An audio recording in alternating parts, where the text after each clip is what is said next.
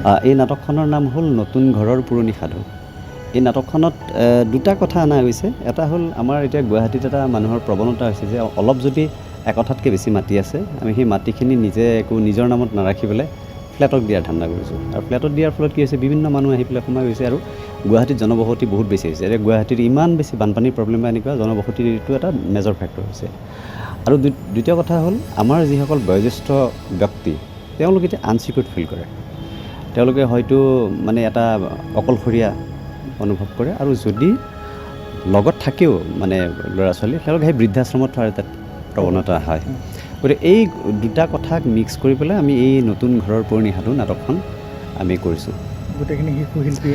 গোটেইখিনি শিশু শিল্পী লগত দুগৰাকীমান আছে, বয়োজ্যেষ্ঠ অভিনেতাও আছে। আৰু আমাৰ সেই কৃষ্টিপথাৰ এক্টিং স্কুলৰ ল'ৰা ছোৱালীখিনিয়ে মূলতঃ এই নাটকখনত অভিনয় কৰিছে।